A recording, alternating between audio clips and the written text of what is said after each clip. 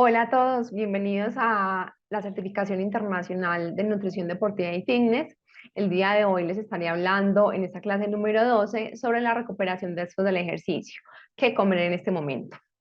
Antes de empezar y entrar en el tema, me voy a presentar. Mi nombre es Carolina Peña Ochoa, soy nutricionista dietista de la Universidad de Antioquia de Medellín, Colombia. Soy diplomada en nutrición deportiva de la Universidad Pontificia Bolivariana, también de Colombia, y estoy certificada como antropometrista ISAC 1. Adicional a esto, tengo un rango de experiencia de aproximadamente 10 años. En estos 10 años he podido ser docente en diversas universidades del país.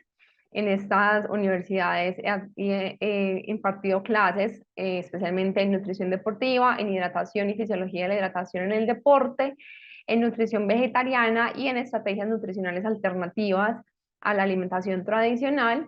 También he realizado algunos congresos, simposios y talleres, y actualmente estoy enfocada en los talleres y en asesorías personalizadas, tanto en deportistas profesionales como amateur, y en algunas personas, ya sean deportistas o personas físicamente activas, que prefieren o que quieren hacer la transición hacia una alimentación vegetariana o vegana. Como sabemos, el ejercicio es un momento en el cual se va a generar una degradación a nivel muscular. A través de esa degradación es que vamos a lograr que tras la recuperación que hacemos día a día se logren adaptaciones a largo plazo.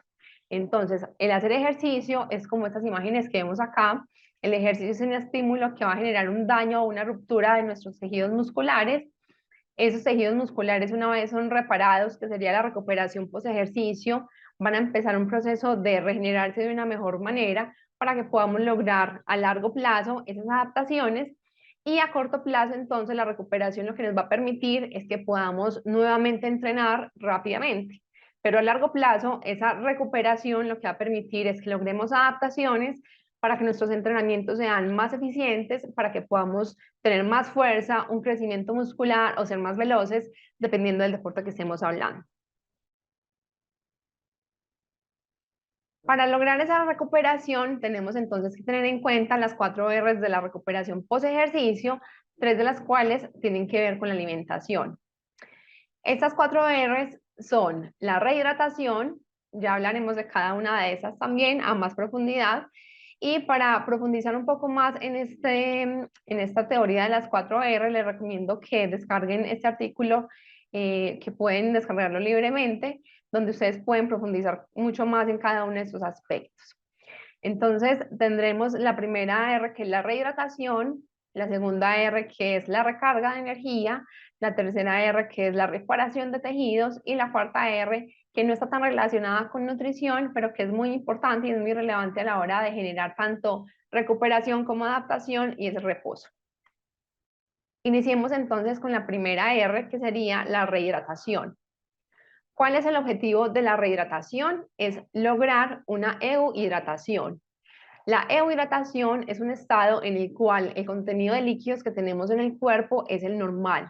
Tenemos una cantidad de agua que es la adecuada para nuestro cuerpo. Esa cantidad de agua va a variar dependiendo de nuestro género, dependiendo también de nuestra capacidad, de nuestro contenido muscular o de nuestro contenido graso, pero es importante que cuando nosotros empezamos a hacer ejercicio, logremos llegar a ese ejercicio bien hidratados, y posterior a este ejercicio logremos recuperar esa rehidratación. Se ha encontrado que cuando logramos una adecuada rehidratación post ejercicio, es posible realizar una mejor recuperación, se puede dar una disminución de los dolores post ejercicio, y además podemos hacer una mejor utilización de los demás nutrientes de los que ya vamos a hablar a continuación, para que también ayuden en ese proceso de recuperación. La recomendación de rehidratación entonces es hacer un consumo del 125 al 150% del peso perdido, acorde con el Colegio Americano de Medicina del Deporte, o del 150% yéndonos a este rango superior, del peso perdido cuando tenemos unos cortos periodos de rehidratación, o sea, cuando nuestra persona, nuestro deportista, nuestro paciente, tienen que volver a hacer ejercicio en las próximas 4 horas siguientes a esta primera deshidratación. Es recomendable que tratemos de hacer un aporte del 150%, y esto nos lo recomienda la NATA. Adicional a la reposición de líquidos, de agua, es importante que tengamos en cuenta una reposición de sales. La reposición de sales va a ayudar a que ese líquido que está consumiendo nuestro deportista en realidad se quede dentro de su cuerpo, porque no logramos una adecuada rehidratación si hay un alto consumo de líquidos, pero estos son eliminados a través de la orina. Eso es una condición que se va a dar normal, pero es importante que a través del consumo de sales, ya sea con la bebida que está haciendo la rehidratación o a través de los alimentos que van a acompañar esa rehidratación, hacer un aporte de sodio especialmente, que es la sal que más se pierde en el sudor, que sea adecuada para que ese líquido se pueda retener dentro del cuerpo. En este caso, entonces tenemos una recomendación de un consumo de sal por cada litro de deshidratación perdida de aproximadamente 20 a 30 miliequivalentes de sodio por cada litro de líquido, que es aproximadamente lo que aporta una bebida hidratante, que está en un rango más o menos de 1 gramo de sal por un litro de bebida. Pero si tenemos poco tiempo, la nata nos recomienda que esa reposición sea un poco más alta y podamos llegar a 60 o a 50 miliequivalentes de sodio por cada litro de bebida consumida, es decir, consumir el doble de sal. Como les decía ahorita, pues puede ser no solamente a través de bebidas, sino que también se puede lograr a través de diversos alimentos que tengan un aporte de sal. ¿Cuánto líquido tomar? ¿Qué líquido consumir? ¿Cuándo y qué temperatura vamos a consumir? Entonces, todos estos interrogantes van a depender de la persona con la que estemos trabajando, ya que no todos tenemos los mismos tiempos de competencia o intracompetencia. Entonces, la cantidad de líquido a consumir va a depender de cuánto tiempo tenemos después de la sesión que acabamos de realizar para hacer ese tiempo de rehidratación, pero también va a depender de qué alimentos tenemos disponibles, en qué lugar estamos, si estamos en la ciudad donde estamos acostumbrados a entrenar, podemos tener acceso a comida también, a diversas bebidas o no podemos hacer esto. Entonces, la cantidad a consumir, el tipo de bebida a consumir va a depender de las otras variables que están acompañando esa rehidratación. Respecto a la temperatura, es muy importante que tengamos en cuenta que la temperatura, cuando estamos en lugares que son más calientes, cuando tenemos un deportista que está entrenando en lugares que son muy calientes y muy húmedos, se ha encontrado que unas bebidas con temperaturas más bajas, de aproximadamente 5 grados centígrados, pueden lograr que haya una reducción de la temperatura corporal, lo que puede ser muy bueno, ya que va a ayudar con el proceso de termorregulación. En lugares con una temperatura que sea menor, es decir, en lugares que sean climas templados o que sean fríos, no se ha visto una ventaja en hacer un consumo de bebidas que tengan una temperatura más baja. Entonces, la bebida no solamente va a depender la temperatura del gusto que tenga la persona, sino que probablemente si están en lugares que son muy calientes, también sea conveniente que evaluemos si podemos darle bebidas que sean más frescas para que de esta manera ayudemos en el proceso de la termorregulación posterior. La segunda R hace referencia a la recarga. El objetivo de recargar es regenerar el glucógeno muscular, pero no solamente ese, también es dar energía para que el sistema inmune y la reparación se puedan realizar en forma adecuada. Cuando tenemos un aporte alto de proteínas post ejercicio para realizar una recuperación, pero no tenemos un respaldo energético para que soporte esa proteína, parte de esa proteína va a tener que ser utilizada como carbohidratos en una forma o en un cambio en el que nuestro cuerpo puede realizar ese cambio de algunos aminoácidos a glucosa, y para evitar eso entonces podemos simplemente consumir un poco más de carbohidratos o consumir carbohidratos para lograr que esos carbohidratos puedan apoyar el uso de esas proteínas para la función que ellas deben cumplir y no sea utilizada en otras funciones. Las recargas también van a depender de cuánto tiempo tenemos de recuperación. En algunos casos, en personas que hagan entrenamientos muy largos o muy intensos, probablemente necesitemos hacer una recuperación que sea rápida, o en personas que tengan dobles jornadas de entrenamiento. En este tipo de casos se tendrán que hacer entonces reposiciones que sean, ojalá, pues antes de las siguientes 8 horas de entrenamiento. Y acá es muy importante que tengamos en cuenta un tema con la hidratación, y es con el punto anterior, se debe sumar a este punto, ya que recuerden que el glucógeno, tanto muscular como hepático, se almacena con agua. Cada gramo de glucógeno que almacenamos se almacena con 3 a 5 mililitros de agua, y por eso, si no tenemos una buena hidratación y estamos tratando de hacer una recarga o una recuperación del glucógeno muscular o hepático, pues no vamos a hacerlo de una forma que sea muy eficiente. Entonces, si tenemos pocos tiempos para hacer esa recarga, es importante tener en cuenta ese tiempo para hacer unas recargas que sean más rápidas y tratar de apresurar el proceso tanto de hidratación como de regeneración del glucógeno muscular. Esta recarga la podemos realizar entonces consumiendo 1,2 gramos de carbohidratos por kilogramo de peso por hora durante 3 o 4 horas siguientes al entrenamiento, es decir, durante las próximas 4 horas de ejercicio, 3 horas después del ejercicio, posteriores al ejercicio, voy a hacer un consumo de esta cantidad de carbohidratos para que el músculo vaya regenerando nuevamente el glucógeno en una forma que sea mucho más rápida. Eso en una persona de 60 kilos sería un consumo de aproximadamente 72 gramos de carbohidratos por cada hora post ejercicio por esas próximas 4 horas. Se ha encontrado que un consumo conjunto de cafeína junto con esos carbohidratos puede acelerar también un poco esa regeneración de glucógeno muscular o el hacer la carga de creatina también se ha encontrado como una estrategia válida para hacer la regeneración y la resíntesis de glucógeno muscular. Cuando se han realizado protocolos donde se hacen cargas de carbohidratos solas y cargas de carbohidratos acompañadas con carga de creatina, se ha visto una mayor regeneración de la síntesis o una mayor resíntesis del glucógeno muscular cuando está acompañado el carbohidrato del suplemento. Entonces también podemos evaluar que más adelante vamos a ver, es uno de los suplementos también estudiados actualmente con mayor vehemencia respecto a la recuperación. Para el caso de personas que quieran hacer un consumo más bajo de carbohidratos porque tienen alguna limitación por un tema de saciedad o simplemente por un tema de restricción de carbohidratos, también se ha encontrado que puede ser válida una estrategia con un menor aporte de carbohidratos, 0,8 a 1 gramo de carbohidratos por kilogramo de peso nuevamente por hora, más un consumo de proteína. Entonces acá nos saltamos un poco al siguiente punto, que sería la regeneración. En este caso, cuando podemos mezclar carbohidratos junto con proteínas, esas proteínas van a ayudar también a que la resíntesis de ese glucógeno sea mucho más eficiente. Entonces, cuando estamos haciendo un consumo de proteínas, no es necesario que hagamos una carga tan alta de carbohidratos en esas horas post ejercicio para lograr una buena resíntesis del glucógeno. Entonces, se consumiría este aporte de proteína en los siguientes 30 minutos posteriores al entrenamiento y a partir de allí seguiríamos con el consumo de los carbohidratos por hora para de esa manera lograr entonces generar esa resíntesis y como les contaba, pues la hidratación acá es clave. Ese sería entonces el aporte para una persona de 60 kilos, más o menos 72 gramos de carbohidratos. Y si queremos ver eso en alimentos, entonces podemos acá identificar estos 4 alimentos que les quiero presentar el día de hoy. Tenemos acá el grupo o el alimento, tenemos acá la porción, el tamaño en porción casera y tenemos el aporte de carbohidratos que da esa porción de ese alimento. En el caso de avena, por ejemplo, entonces tenemos que 4 cucharas soperas de avena nos van a aportar 15 gramos de carbohidratos.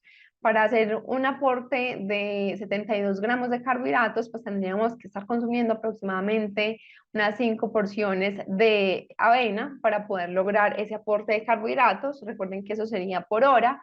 Si, por ejemplo, el ejercicio fue en la mañana o en la media mañana y ya es hora del almuerzo, entonces podríamos hacerlo a partir de arroz y acá podríamos consumir entonces 3 porciones y media de arroz y de esa manera estaríamos dando el aporte de carbohidratos.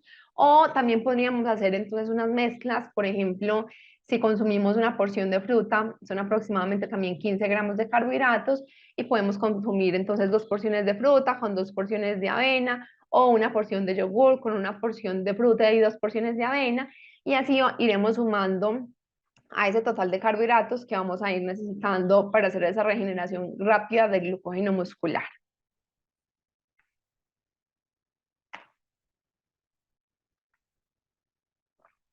La tercera R hace referencia a la reparación del tejido. Entonces, como decía al inicio, el ejercicio es un daño que generamos nosotros a nuestro músculo. Ese daño muscular es una degradación de nuestras proteínas que acelera entonces el catabolismo muscular, que siempre está activo. Recuerden que en nuestro cuerpo siempre hay un proceso de destrucción y construcción muscular. Hay más catabolismo, o sea, destrucción muscular en los momentos de ayuno, por ejemplo, en momentos como el ejercicio. Y post ejercicio se da un aumento en el anabolismo muscular, entonces hay un aumento en la producción de esa masa muscular, igual que en el momento postprandial, o sea, después de que comemos, también se da una resíntesis o un momento anabólico. Y con estos ciclos lo que logramos es que esas proteínas que estamos destruyendo en cierto modo para poderlas construir más fuertes, pues puedan llevarnos a esas adaptaciones y recuperaciones después del ejercicio. Entonces, para lograr esa reparación, por supuesto, es importante que logremos un consumo de proteínas. El objetivo de la reparación es reparar y aumentar o generar un crecimiento del tejido muscular que a largo plazo nos lleva a las adaptaciones que nos genera el ejercicio.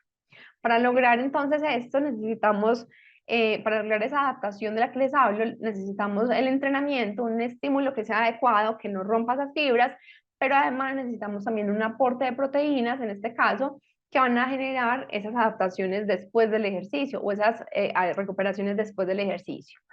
¿Cuándo debemos consumir esas proteínas? Antes entonces hablamos de una ventana anabólica y decíamos que tenía que ser inmediatamente después del ejercicio y por las próximas 2 horas o máximo 1 hora antes después de haber realizado la actividad física. Sin embargo, esa ventana de anabolismo es más amplia de lo que pensábamos y en realidad podemos pasar hasta más de 24 horas post-entrenamiento haciendo una muy buena resíntesis muscular. Entonces es importante no solamente que tengamos un buen consumo de proteína en esas 2 horas o en esa hora o en esos 30 minutos después del ejercicio, sino que en realidad es importante que durante el resto del día tengamos un consumo de proteína que sea suficiente y que respalde esa reparación. ¿Cuánta proteína consumir después del ejercicio? Entonces la recomendación habla de 0,3 a 0,5 gramos por kilogramo de peso de la persona o un total de 20 a 40 gramos de proteína para obtener aproximadamente unos 10 gramos de aminoácidos esenciales en esa porción. Entonces, eso hay otra estrategia también que nos va a ayudar mucho a mejorar las adaptaciones al ejercicio, que es la planeación o es el timing de las proteínas en el día. Como les decía ahorita, nuestro cuerpo siempre está en construcción y destrucción del músculo. Después de que comemos siempre llega un momento de construcción, de anabolismo. Entonces parece una muy buena idea tener repartida nuestra proteína diaria en diferentes momentos del día para que en forma constante estemos generando ese anabolismo muscular. En esos momentos, entonces, la recomendación es consumir entre 15 a 20 o 30 gramos de proteína, dependiendo de la persona, y efectivamente, pues, post ejercicio se ha visto que se acelera la recuperación y la reparación de los tejidos, e incluso puede haber una disminución del dolor cuando tenemos una buena hidratación sumada a un aporte de proteínas que sean adecuados de aproximadamente 20 a 40 gramos de proteína. Acá tenemos también una tabla donde podemos ver el contenido de proteína en algunas porciones de alimentos, por ejemplo, en los aislados de proteína del suero de la leche, que es el suplemento más consumido actualmente en los gimnasios y por los deportistas, que es lo que conocemos como la whey protein. Entonces, un cucharón o un scoop, que son aproximadamente 30 gramos, nos está aportando aproximadamente 25 gramos de proteína. En el caso de la soya, por ejemplo, eso sería soya como alimento. Tenemos 100 gramos de soya que nos aportan 36 gramos de proteína. Sin embargo, con las proteínas vegetales, en este caso tenemos acá la soya, por ejemplo, y la quinoa, hay que tener en cuenta que no se va a absorber toda la proteína que nos aporta ese alimento, sino que la absorción es de aproximadamente el 75%. Y por eso entonces el aporte debe ser un poco más alto. Si, por ejemplo, acá tuviéramos una proteína aislada de soya, ¿cierto? No la soya en alimento, sino que fuera la proteína aislada de soya como suplemento, la absorción es mucho mejor debido a que los factores antinutricionales que están en el grano como tal se pierden en el proceso de extracción de la proteína, pero cuando tenemos los granos enteros como frijoles, lentejas, garbanzos, sí tenemos que tener en cuenta que la absorción no va a ser total, que el aporte inclusive también de aminoácidos esenciales y especialmente de leucina es menor y por esa razón el consumo entonces debe ser un poco más alto de las proteínas vegetales para lograr equilibrar esa baja absorción de la proteína, ese bajo aporte de aminoácidos esenciales o menor aporte y ese menor aporte de leucina para poder equipararlos. Y la cuarta R, que sería el reposo, no está relacionada con nutrición, sin embargo, es muy importante ya que a través del reposo es que vamos a lograr también que nuestro músculo se recupere completamente, que nuestros depósitos y nuestra hidratación, por ejemplo, se restablezcan de forma normal. Y el objetivo entonces del reposo es promover una recuperación y salud física y mental adecuadas. Es muy importante el reposo y las horas del sueño para poder tener no solamente una salud física y una buena regulación hormonal, sino también para tener una salud mental adecuada. Se ha encontrado que, por ejemplo, en las personas que tienen una peor calidad del sueño, tanto en calidad como en cantidad, hay más riesgo de que hayan algunas enfermedades que afectan mi estado de ánimo, como por ejemplo ansiedad generalizada o más episodios, por ejemplo, de depresión en las personas que tienen diagnóstico de depresión. Entonces, ¿qué podemos hacer para mejorar ese reposo? Podemos, uno, monitorizar las cargas de entrenamiento, eso por parte del entrenador, por supuesto. Evitar que haya un sobreentrenamiento con una forma de distribución de cargas que sea adecuada. Además, cuando hay una distribución de cargas adecuada que está respaldada con una nutrición, se disminuye también el riesgo de lesiones y de enfermedades. Tengan en cuenta que un deportista o una deportista que se está enfermando con mucha frecuencia probablemente nos está indicando, especialmente si son enfermedades respiratorias, nos está mostrando que puede haber una deficiencia nutricional, que no estamos respaldando su requerimiento energético, que es gastado con el ejercicio, no está siendo suficientemente cubierto para que le quede una cantidad restante para que el resto de su cuerpo pueda funcionar bien. Entonces, personas con altas condiciones de enfermedades, especialmente respiratorias, o que presentan con mucha frecuencia enfermedades respiratorias, pueden estarnos mostrando también a través de estas señales que hay unas deficiencias importantes de nutrientes y de energía en su alimentación. Se puede también dar pérdida del sueño o la pérdida del sueño puede llevar a disminución en el rendimiento, en la motivación, en la capacidad cognitiva y en la percepción del esfuerzo de los deportistas. Entonces, cuando no dormimos bien, vamos a rendir mucho peor, nuestro rendimiento va a ser más malo, pero también vamos a sentir que estamos esforzándonos más para hacer lo que normalmente hacemos. Nos falta más concentrarnos, entonces es importante tener unas suficientes horas de sueño. Acá la recomendación para adultos es de 7 a 9 horas de sueño todos los días y ojalá en horarios que sean adecuados, que sean acordes con nuestro ritmo circadiano, para que también toda esa producción hormonal que necesitamos y enzimática para hacer una adecuada digestión de alimentos y para poder hacer una buena conciliación de sueño se puedan dar en forma adecuada. La cantidad, la calidad y la higiene del sueño van a contar entonces en ese reposo. Acá es importante dentro de higiene del sueño tener en cuenta estrategias como dormir con sábanas y con cobijas que estén limpias, con pijamas que estén limpias. De pronto para deportistas que tienen niveles de competencia muy altos y tienden a tener más niveles de estrés en esos momentos, generar estrategias de relajación como darse un baño con agua caliente, prender vaporizadores, por ejemplo, que tengan olores agradables o hacer meditaciones o respiraciones, se ha encontrado que puede ayudar a mejorar mucho esa calidad y cantidad de sueño también en estos deportistas.